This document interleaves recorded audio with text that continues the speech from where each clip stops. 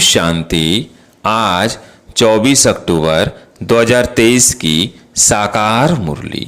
आज बाबा ने कहा, मीठे बच्चे, तुम्हें बड़ा विचित्र उस्ताद मिला है। तुम उसकी सीमत पर चलो तो डबल सिरताज देवता बन जाएंगे। प्रश्न, पढ़ाई में कभी भी थकावट न आए, उसका सहज पुरुषार्थ क्या है? उत्तर, पढ़ाई के बीच में जो कभी निंदा स्तुति मान अपमान होता है, उसमें स्थिति समान रहे, उसे एक खेल समझो तो कभी थकावट नहीं आएगी। सबसे जास्ती निंदा तो श्री कृष्ण की हुई है। कितने कलंक लगाए हैं, फिर ऐसे श्री कृष्ण को पूजते भी हैं, तो ये गाली मिलना कोई नई बात नहीं है। इसलिए पढ़ाई में थकना नहीं है। जब तक बाप पढ़ा रहे हैं, पढ़ते रहना है। गीत है, बनवारी रे जीने का सहारा तेरा नाम। ओम शांति। यह किसने कहा, किसने फरमाया और किसको? यह तो तुम बच्चे ही जानते हो, जिनको ही गोप गोपियां कहा जाता है। तो उन्होंने अपने बाप गोपी वल्लभ को याद किया। ऐसा बाप शिवाय परम पिता परमात्मा के कोई हो नहीं सकता। तो याद उनको करते हैं जो होकर जाते हैं। उनका फिर बाद में गायन होता है।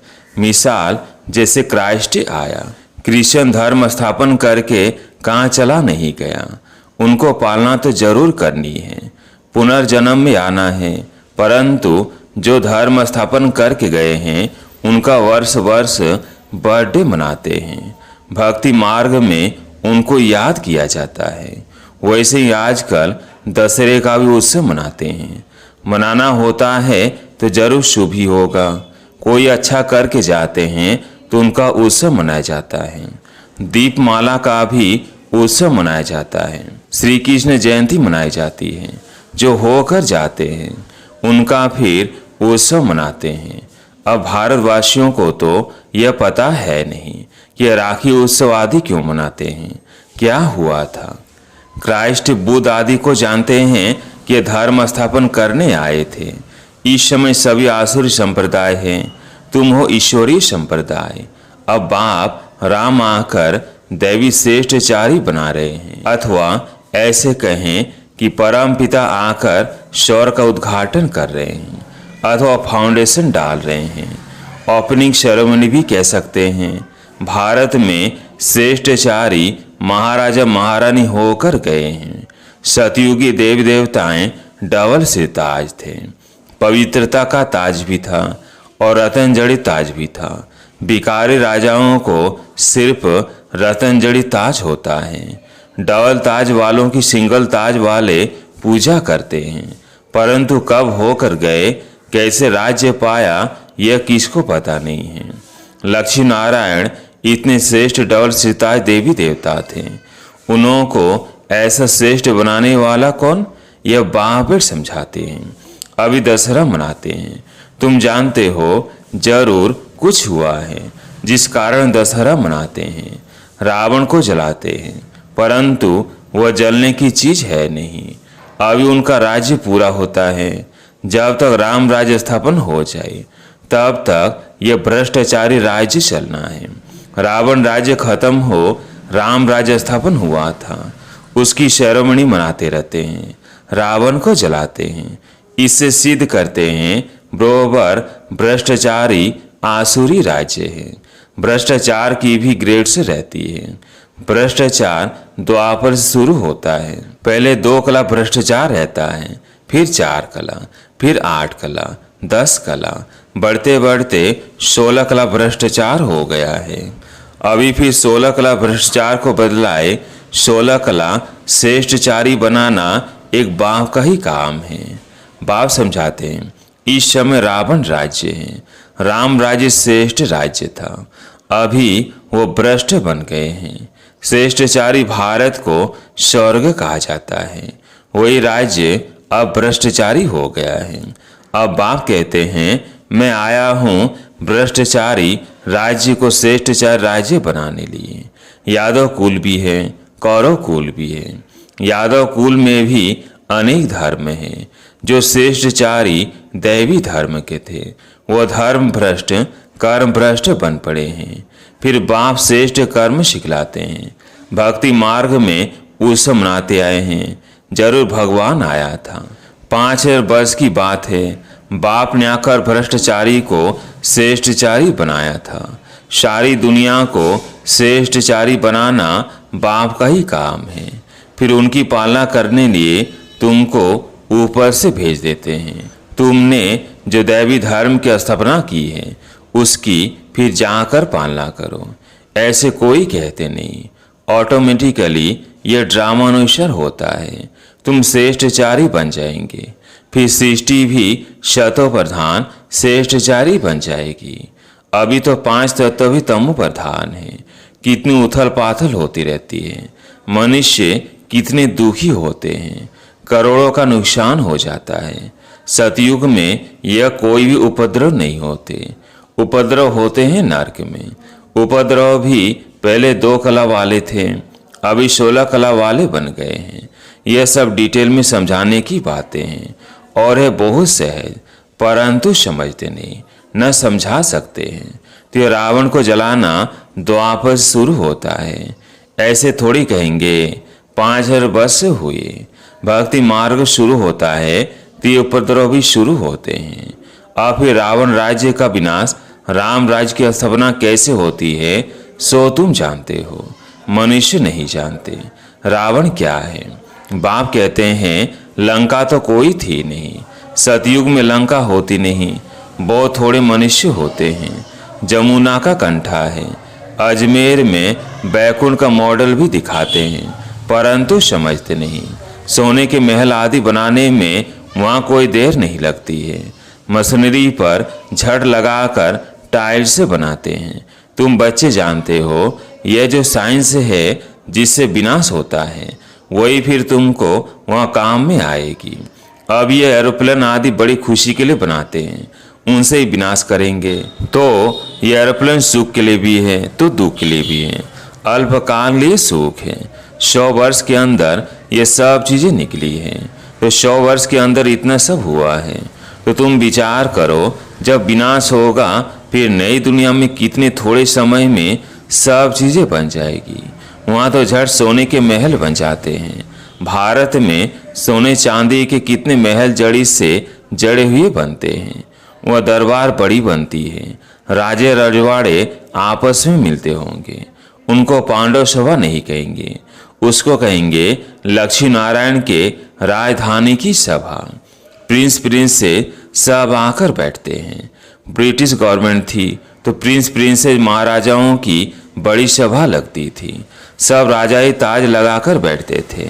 नेपाल में बाबा जाते थे तो राणा फैमिली की सभा लगती थी। बड़े ताज वाले राणे बैठते थे, उनको महाराजा महारानी कहते हैं। फिर उनमें भी नंबरवार होते हैं। रानियां नहीं बैठती है, वो पर्दे नसीन होती हैं, बड़े भवके से बैठते हैं। हम कहते थे यह तो पांडव राज्य है। वो अपने को कहते भी सूर्यवंशी हैं। यहाँ थे परंतु सिंगल ताज वाले, उनसे पहले डबल से ताज थे। श्री कृष्ण के लिए अनेक बातें लिख दी हैं। फलानी को भगाया, यह किया, परंतु ऐसी बात तो है नहीं। जो उत्सव पास्ट हो जाते हैं वो फिर मनाते आते हैं। यह भी उत्सव मनाते हैं। जबकि रावण राज्य को खलास कर राम राज्य की स्थापना की। यह तो वर्ष वर्ष मनाते हैं। तो सिद्ध होता है आसुरी रावण राज्य 5000 वर्ष पहले भी था। बाप आया था, आकर रावण राज्य का विनाश कराया था। वही महाभारत लड़ाई खड़ी है। बाकी रावण कोई चीज नहीं है। रावण की स्त्री मंदोदरी दिखाते हैं, उनको फिर 10 शीश नहीं दिखाते हैं। रावण को 10 शीश दिखाते हैं। विष्णु को 4 भुजा दिखाते हैं, 2 लक्ष्मी की 2 नारायण की। वैसे रावण को 10 शीश दिखाते हैं। 5 विकार उनके, 5 विकार मंदोदरी के। विष्णु चतुर्भुज भी अर्थ सहित दिखाया है। पूजा भी महालक्ष्मी की करते हैं। महालक्ष्मी को कभी 2 भुजा वाला नहीं दिखाएंगे। दीपमाला में लक्ष्मी का आह्वान करते हैं। क्यों? नारायण ने कोई गुनाह किया क्या? लक्ष्मी को भी धन तो नारायण ही देता होगा ना। हाफ पार्टनर होंगे। तो नारायण ने क्या गुनाह किया? वास्तव में धन कोई लक्ष्मी से नहीं मिलता, धन तो जगदम्बा से मिलता है। तुम जानते हो जगदम्बा सो ही फिर लक्ष्मी बनती है, तो उन्होंने अलग अलग कर दिया है। जगदम्बा से हर चीज मांगते हैं। कोई भी दुख होगा, बच्चा मर जाएगा तो जगदम्बा को कहेंगे रक्षा करो, बच्चा दो या बीमारी दूर करो। बहुत कामनाएं रखते हैं। लक्ष्मी के पास एक ही कामना रख कर जाते हैं, धन की। बस जगदम्बा सभी कामनाएं पूरी करने वाली है, धनवान तो ये बनाती है। इस समय तुम्हारी सब कामनाएं पूरी होती है। कोई धन नहीं देते हैं, सिर्फ पढ़ाते हैं, जिससे तुम क्या से क्या बन जाते हो और फिर लक्ष्मी बनती हो तो धनवान बन जाती हो। ताकत इस समय तुम्हारे में है, जो तुम सब मनोकामनाएं पूरी कर सकती हो।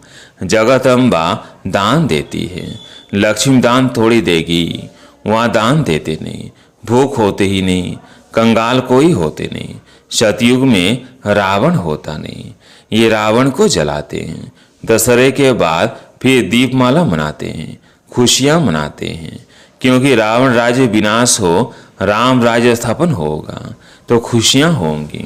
घर घर में रोशनी हो जाती है, तुम्हारी आत्मा में रोशनी आ जाती है। जो चीज़ संगम पर है वह सतयुग में नहीं होगी। तुम त्रिकालदर्शी हो, वहाँ तो तुम प्रारब्ध भोगते हो। यह नॉलेज सारी भूल जाते हो। संगम पर है ही स्थापना और विनाश। स्थापना हो गई, फिर बस इन सब उत्सव आदि का तुमको ही ज्ञान है। अज्ञानी मनुष्य तो कुछ भी नहीं समझते, बड़े बखेरे बना देते हैं, है कुछ भी नहीं। तुम प्रैक्टिकल में देख रहे हो। सतयुग में यह बातें नहीं होती है। नारद की भी बात शास्त्रों में है।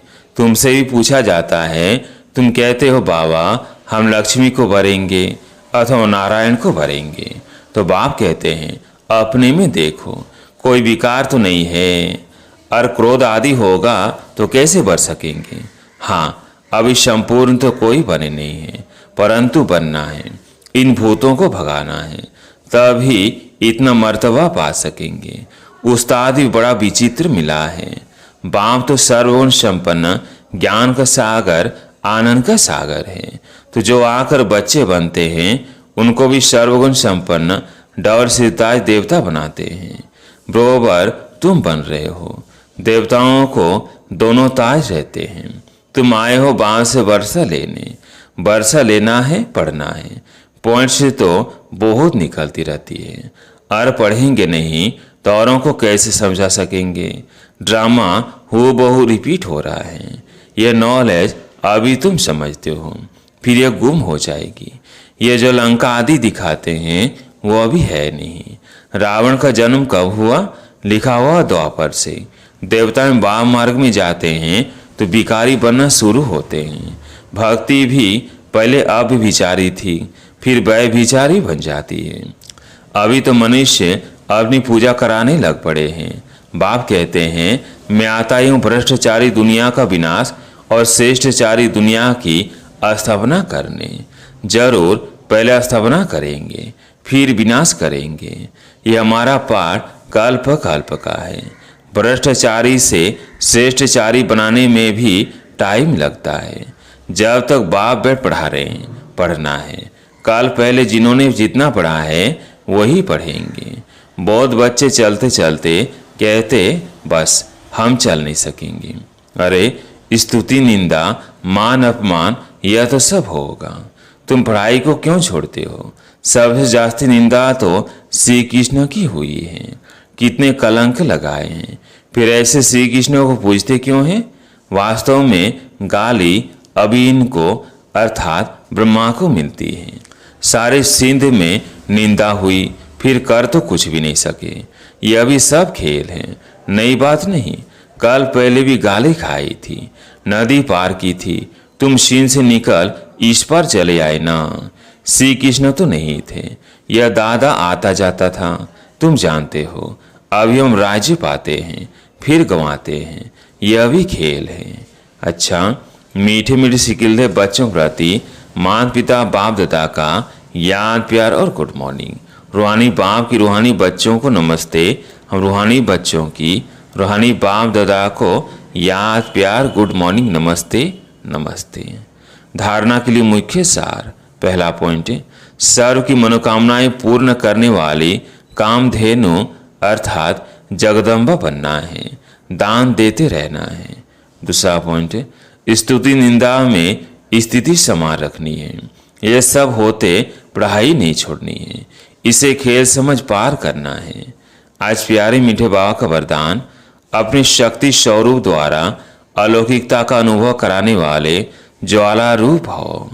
अपनी शक्ति स्वरूप द्वारा अलौकिकता का अनुभव कराने वाले ज्वाला रूप हो।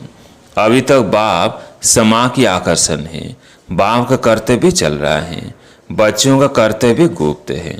लेकिन जब आप अपने शक्ति स्वरूप से स्थित होंगे तो संपर्क में आने वाले आत्माएं अलौकिकता का अनुभव करेंगी। अच्छा अच्छा कहने वालों को अच्छा बनने की प्रेरणा तब मिलेगी जब संगठित रूप में आप ज्वाला स्वरूप लाइट हाउस बनेंगे। मास्टर सर्वशक्तिमान की स्टेज पर आ जाए तो सभी आपके आगे परवाने समान चक्कर लगाने लग जाए। स्लोगन, अपनी कर्मेंद्रियों को योग अग्नि में तपाने वाले ही संपूर्ण पावन बनते हैं। अपनी कर्मेंद्रियों को योग अग्नि में तपाने वाले ही संपूर्ण पावन बनते हैं। अच्छा, ओम शांति।